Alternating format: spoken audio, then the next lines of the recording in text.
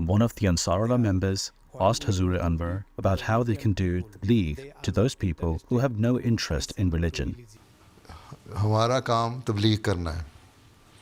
قرآن کریم میں اللہ تعالیٰ نے آن وسلم کو فرمایا کہ تم تبلیغ کرو. ہدایت دینا اللہ تعالیٰ کا کام ہے. ہم اپنے کام کیے جائیں. حضرت مسلم صلی اللہ علیہ وسلم نے فرمایا ہر طرف آواز دینا ہے ہمارا کام آج. جس کی فطرت نیک ہے آئے گا وہ انجام کر. نیک فطرت لوگ آتے ہیں, ہر ایک تو مانتا بھی نہیں ہے. آدم کو پیدا کیا اللہ تعالیٰ نے, تو کیا کہا تھا, ایک باتیں بتاؤ. شیطان نے انکار کیا تھا سجدہ کرنے سے یا بات ماننے سے یا فرمانبرداری کرنے سے آدم کی. تو ساتھ ہی یہ بھی کہہ دیا تھا اللہ تعالیٰ کو کہ مجھے مہلت دے, کہ تم مجھے کہتا ہے آدم کی میں اطاعت کروں, مجھے اجازت دے میں اپنی طرف ہی لوگوں کو لے کے آؤں. شیطان نے کہا تھا. تو اللہ تعالیٰ نے یہ نہیں کہا تھا کہ میں نے آدم کو پیدا کر دیا اب سارے آدم کے پاس ہی جائیں گے اور کوئی تمہاری طرف نہیں آئے گا. اللہ میاں نے کہا کہ تمہیں اجازت ہے, ٹھیک ہے, تم ٹھیک ہے لوگوں کو بہکاؤ, اپنی طرف لے کے آؤ شیطان. اور پھر شیطان نے یہ چیلنج دیا کہ لوگوں کی اکثریت جو ہے وہ مجھے فالو کرے گی, آدم کو یعنی ایک باتوں کو فالو نہیں کرے گی.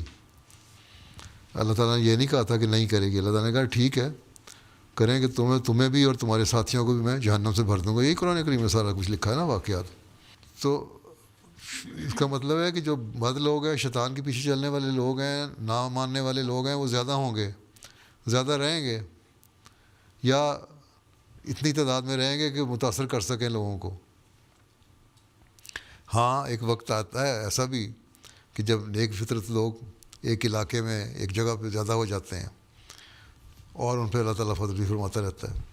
لیکن یہ کہنا کہ ساری دنیا میں ایک ہی طرح ہو جائے گا ہر جگہ کہ صرف نیک ہی نیک لوگ ہوں گے, ہم سامنے جہاں بے شک فرمایا ہے کہ ایک وقت آئے گا کہ اکثریت جو ہے وہ قبول کر لے گی. تو اس کا مطلب یہ ہے کہ بہت سارے علاقوں میں بہت بڑی اکثریت قبول کر لے گی. یہ نہیں فرمایا کہ ساری دنیا قبول کر لے گی مجھے, ٹھیک ہے. اسلام کا یہ دعویٰ ہی نہیں. اگر دعویٰ یہی ہوتا تو کافروں کے متعلق قرآن کریم میں حکم کیوں ہوتے؟ اہدنا الصراط المستقیم پہ چلنے کے حکم ہوتے.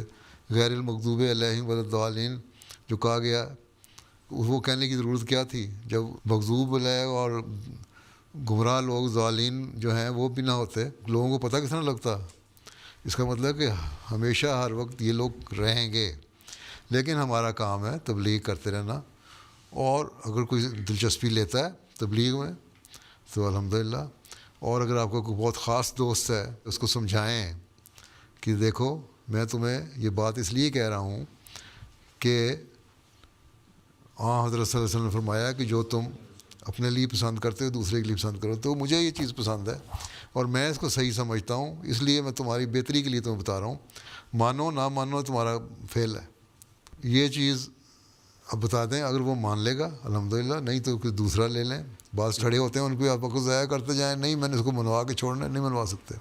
اللہ تعالیٰ نے اس لیے قرآن شریف میں آن وسلم کو فرمایا کہ آپ تبلیغ کریں جو آپ کو نازل کی گئی تعلیم. ہدایت دینا اللہ کا کام ہے, اس کے لیے دعا کرتے رہیں. فطرت نیک ہوگی تو قبول کر لے گا, ٹھیک ہے. ہم نے اپنا کام نہیں چھوڑنا, ہمارا کام یہی کہ بلاتے چلا جانا.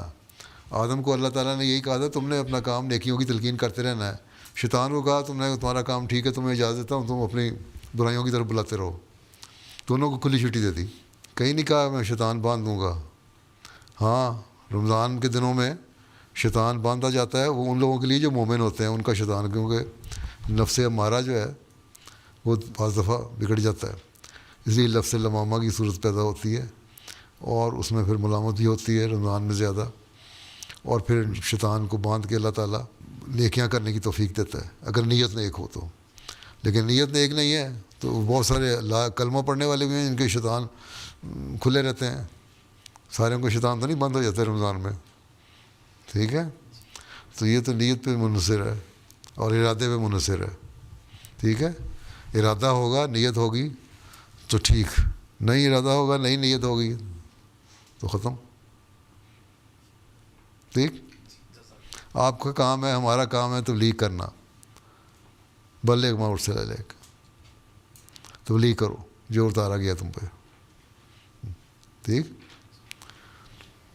جو ہدایت دینا اللہ تعالیٰ کا کام ہے.